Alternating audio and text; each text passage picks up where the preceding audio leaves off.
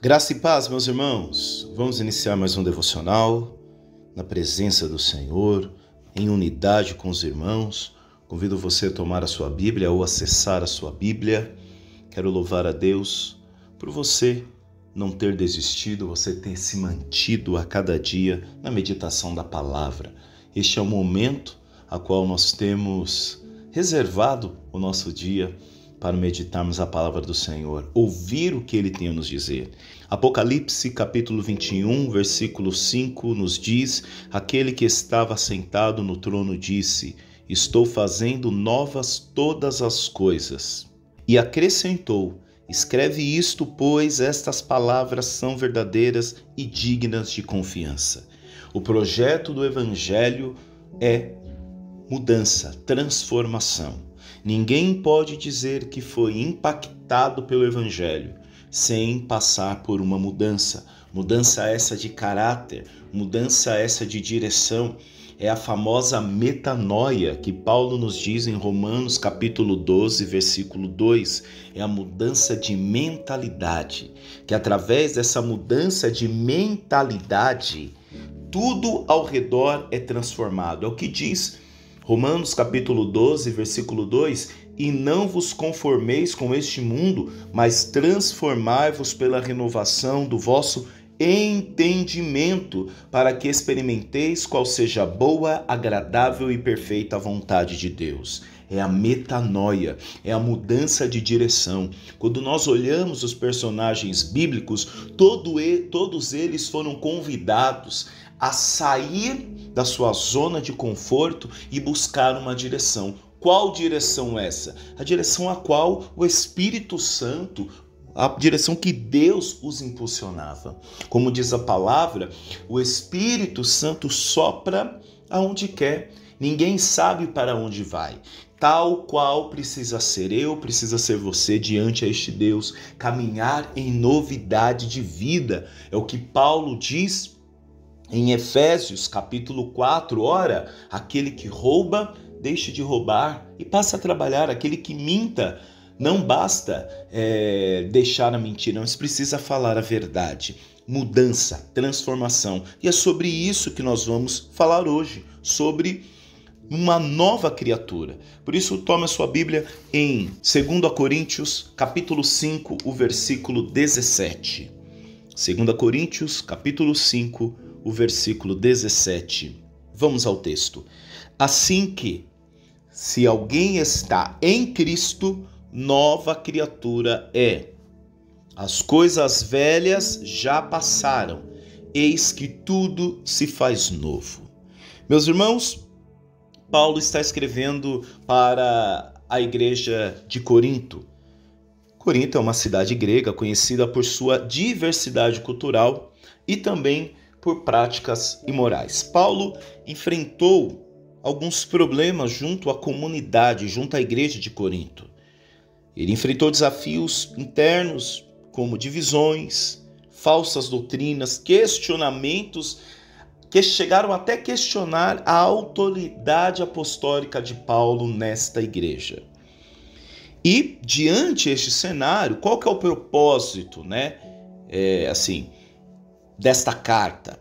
Paulo, ele busca defender o seu ministério. Além de defender o seu ministério, ele busca encorajar a reconciliação entre ele e os coríntios. E também explicar a natureza do ministério cristão, que é fundamentado na obra de Cristo. É por isso, meus irmãos, que o capítulo 5 de 2 Coríntios, ele é dividido em duas grandes partes. Qual a primeira parte? Do versículo 1 ao versículo 10, Paulo está falando sobre esperança da vida eterna. Paulo, ele ilustra o nosso corpo físico, como um tabernáculo terrestre, que em algum momento ele vai se desfazer. E que após esse tabernáculo terrestre se desfazer, ele nos encoraja a buscar, a ter uma expectativa da ressurreição na presença eterna com Cristo Senhor. É o que diz o versículo 1, porque sabemos que se nossa casa terrestre deste tabernáculo se desfizer, ou seja, o nosso corpo, Ele continua dizendo: temos em Deus um edifício, uma casa não feita por mãos, eterna nos céus, né? E aqui ele quer trazer para o povo de Corinto a certeza da ressurreição, a certeza da vida eterna. Isso, a certeza da vida eterna, que deve ser o motor, é isso que deve nos motivar a viver de forma digna, agradando a Deus. À medida que ele diz que o nosso corpo vai se desfazer como um tabernáculo terrestre, ele também nos mostra uma outra perspectiva após a morte, que é uma vida eterna. Ou seja, é interessante quando ele chega ao versículo 10, ele diz: porque todos devemos comparecer ante o tribunal de Cristo, para que cada um receba segundo o que tiver feito por meio do corpo, ou bem ou mal. Então, quando Paulo fala da esperança da vida eterna, ele deixa claro também que aquilo que estamos fazendo, ainda dentro desse tabernáculo terrestre, nós haveremos de dar conta para o Senhor na eternidade. E o cristão que entendeu Cristo, ele entendeu o dado da ressurreição. Ora, se Cristo não houvesse ressuscitado, em vão seria a nossa pregação, em vão seria a nossa fé. Nós cremos em um Cristo que ressuscitou, que passou pela morte. Então, do versículo 1 ao versículo 10, Paulo está tratando sobre a esperança da vida eterna. E ele ilustra desta forma, sobre um tabernáculo terrestre, na perspectiva de um edifício, uma casa celestial, que não foi feita por mãos humanas, mas eternas. Por isso que essa morada se encontra no céu. Agora, do versículo 11 ao versículo 21, Paulo está falando da reconciliação.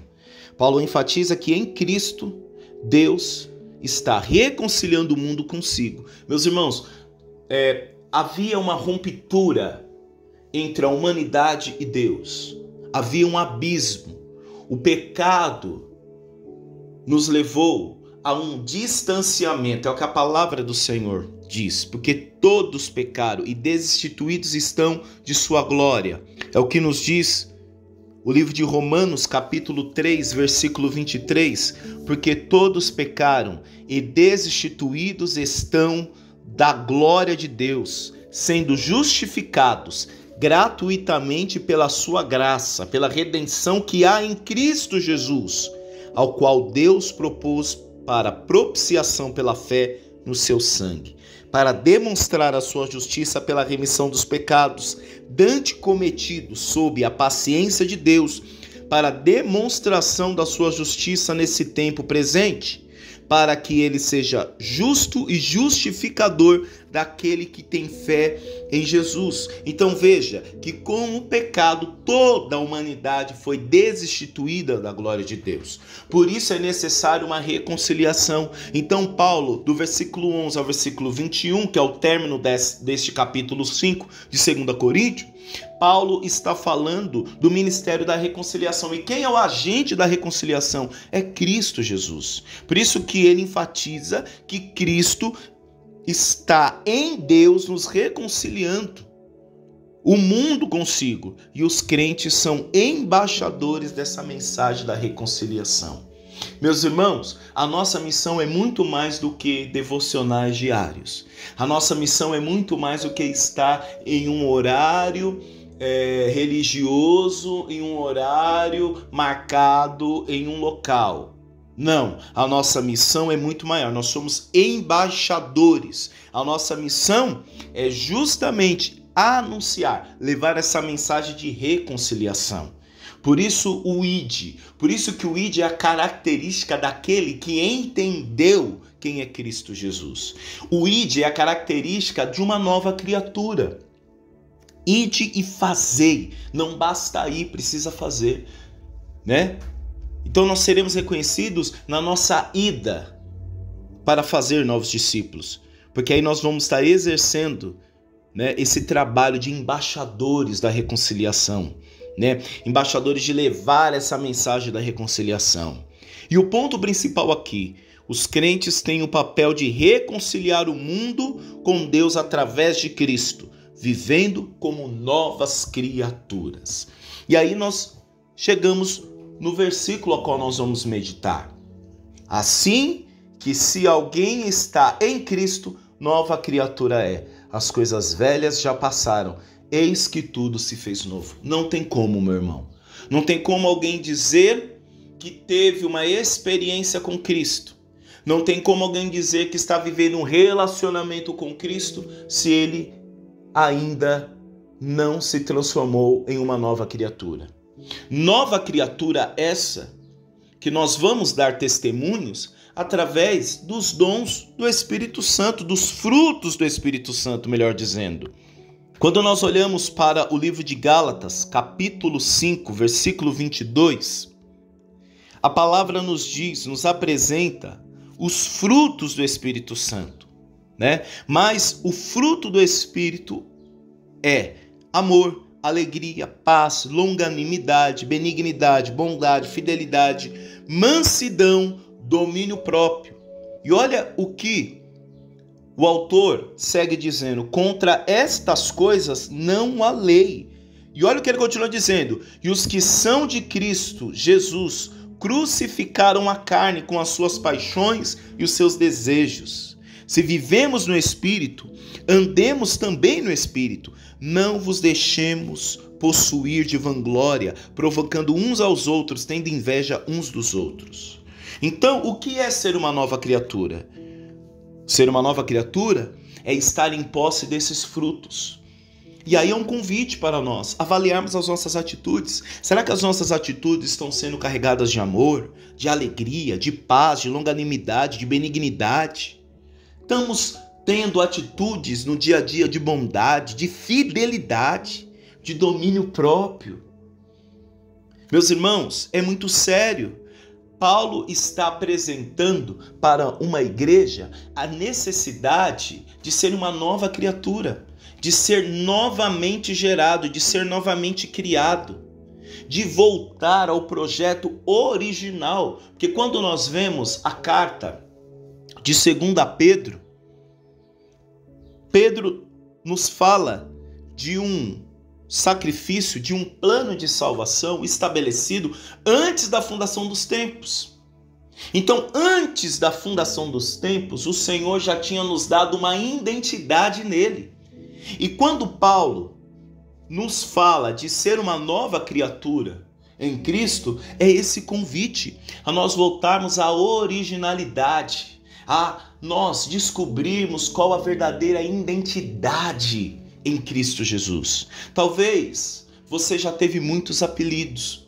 Talvez pessoas já colocaram em você vários codinomes. Mas não esqueça, você tem uma identidade. E qual é essa identidade? Identidade de filho. À medida de que nós somos filhos de Deus, nós temos um único Pai.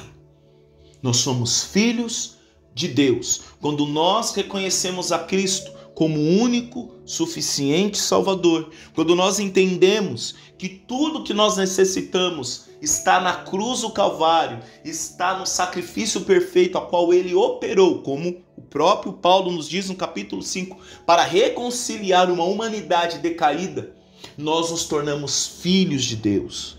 E mais do que filho, amigo do Senhor. E mais do que amigo, embaixadores, para levarmos uma mensagem de reconciliação. Mas ora, como nós vamos levar uma mensagem de reconciliação, meus irmãos?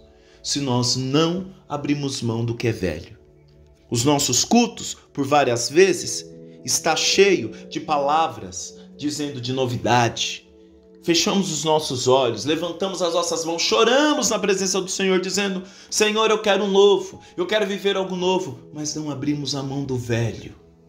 E não tem como Deus operar coisas novas em quem está arrastando corrente do passado. Meu irmão, se liberte desse passado.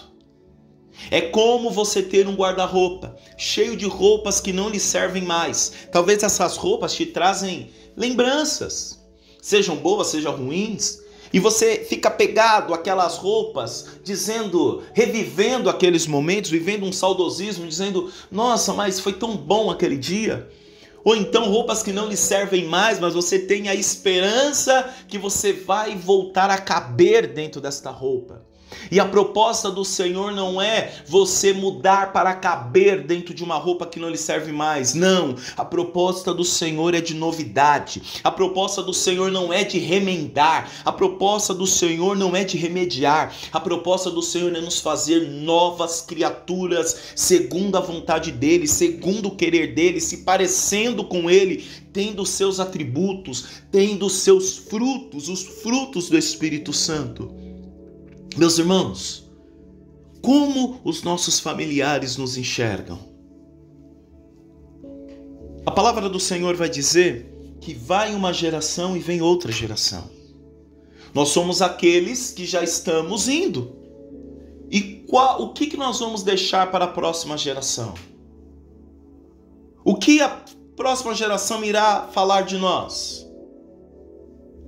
Será que estamos dando o testemunho de novas criaturas? Martinho Lutero tem uma frase que eu acho muito interessante. Ele diz assim: eu achei que o velho homem havia morrido nas águas do batismo, mas eu descobri que o miserável sabe nadar. Então, o que isso quer dizer? Que a todos os dias nós precisamos matar o velho homem. Matar o nosso egoísmo, matar a nossa vontade, matar as ocasiões que nos levam a viver o velho homem, para assim nos abrir para o novo de Deus. Eis que faço nova todas as coisas. Ninguém pode dizer que está em Cristo se continua fazendo as mesmas práticas. Ninguém pode dizer que está em Cristo Jesus se continua com os velhos costumes. Ora, não se coloca vinho novo em odres velhos, não se coloca no remendo novo em pano velho. Que o Senhor venha nos fazer novas criaturas nele. E quais os pontos nós podemos aplicar através dessa palavra? Primeiro, abraçar a nova identidade em Cristo. Ei, você não é o nóia, você não é o bebum, você não é o ladrão, você é um filho de Deus. Você é um filho de Deus. E as suas atitudes precisam corresponder à identidade de filho de Deus. Não importam os apelidos, os codinomes que talvez lhe taxaram. Abrace a nova identidade que Cristo tem sobre a tua vida.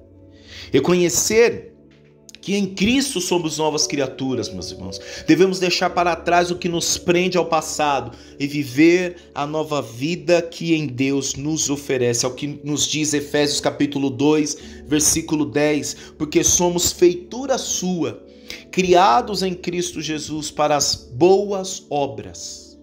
Ora, aquele que está em Cristo dá testemunho com boas obras. Agora vamos olhar para a nossa vida. Se estamos em Cristo, quais são as obras que nós temos realizado? São boas? Porque Efésios capítulo 2, versículo 10, nos diz as características daquele que é feitura, aquele que foi criado em Cristo Jesus. Foi criado para boas obras. Você não foi criado para fofoca. Você não foi criado para mentira. Você não foi criado para ganância. Você não foi criado para as contendas. Meus irmãos, e ele continua dizendo: as quais Deus preparou para que andássemos nelas. Aleluia. O segundo ponto, renovar a mente diariamente, né? Eu estava ontem mexendo no meu aparelho de celular e subiu uma atualização. É muito interessante que hoje a maioria dos softwares, dos aplicativos, dos Androids passam por atualização. O mundo eletrônico, né, nos propõe atualizar. Agora eu te pergunto, quem é que atualiza o ser humano? Só Deus tem acesso, né, vamos dizer assim, ao nosso disco rígido, ao nosso Android, ao nosso sistema. Só Deus nos compreende, só Deus tem uma palavra que pode nos atualizar. Por isso a necessidade de nós renovarmos a nossa mente diariamente, como diz Romanos capítulo 12, versículo 2. Meus irmãos, nós precisamos permitir que a renovação que Cristo trouxe continue em nossas vidas. E como nós permitimos isso? Através de uma mente transformada, focada em suas promessas, focada em seus mandamentos. Não é sobre o exterior, é sobre o interior transformado. Um interior transformado transborda no outro. Não é aparências. É o que diz o versículo 12 do capítulo 5. Para que tenhais que responder aos que se gloriam na aparência e não no coração. Às vezes nós achamos que somos novas criaturas porque estamos correspondendo à expectativa de quem está ao nosso redor. Quem nos vê está dizendo, ele não rouba, ele não trai. Mas ser nova criatura é muito mais profundo do que isso. Ser nova, talvez quem nos olha diz, mas eu vejo ele está com a Bíblia debaixo do braço. Eu vejo ele vai para a igreja. Não, ser nova criatura é ser transformado no coração. E quando o nosso coração está transformado, caminha em novidade, meus irmãos, as nossas atitudes também demonstram uma novidade de vida. Ponto 3, viver em novidade de vida. Cada dia é uma nova oportunidade para viver em novidade de vida, refletindo Cristo em nossas ações. Romanos capítulo 6, versículo 4. Fomos, pois, sepultados com ele pelo batismo na morte. Lembra de Martim Lutero? Fomos, pois, sepultados com ele pelo batismo na morte, para que com Cristo foi ressuscitado dentre os mortos pela glória do Pai, assim andemos nós também em novidade de vida. Ora, se o velho homem foi sepultado, quem vive agora é um novo, é a nova criatura. É o que Paulo disse, não vive mais eu, mas Cristo vive em mim. E quão profundo é isso? Porque quando Paulo diz, não vive mais eu, mas Cristo vive em mim, ele está querendo dizer, eu não tenho mais vontades. A minha vontade é corresponder à vontade do Pai. E será que nós estamos preparados para abrir mão das nossas vontades e dizer, Senhor, eu quero a tua vontade, eu quero teu querer, como diz o versículo 2 de Romanos capítulo 12, para que experimenteis qual seja a boa, agradável e perfeita vontade de Deus. Então, como nós haveremos de experimentar a boa, a perfeita, agradável vontade de Deus, se nós não permitimos que Ele venha viver em nós? Ano de 2025 iniciou, mais um ano. Mas não esqueça, você tem a oportunidade de perguntar ao Senhor qual o plano que Ele tem para a tua vida. Novidade só Ele tem. Ou você pode se manter da mesma forma e veja se as coisas vão mudar. Que o Espírito Santo nos ajude, meus irmãos, a caminhar em novidade de vida. Não só em palavras. A palavra diz, andeis, em novidade de vida. É ação. Caminhar em novidade de vida. As coisas velhas já passaram. Vamos orar. Pai Santo, Pai querido, graças te damos por mais um dia. Nós te louvamos, Senhor, pela tua bondade, pela tua misericórdia. E nós te pedimos, Espírito Santo, que o Senhor nos ajude a andar em novidade de vida. Que tudo aquilo que for velho, que tudo aquilo que não nos traz proveito, Senhor, que nós venhamos abrir mão daquilo que nos prende. Nos ajude, Senhor, nos ajude a ser sensíveis à tua voz, a ser conduzidos pelo teu Espírito. De certo que o seu Espírito nos leva aonde seremos resposta, nos leva aonde seremos úteis para a tua obra. Nos ajude, Pai. Em nome de Jesus, amém. Meu irmão, minha irmã, um dia abençoado para você e sua família. Deus abençoe e até amanhã. Tchau, tchau.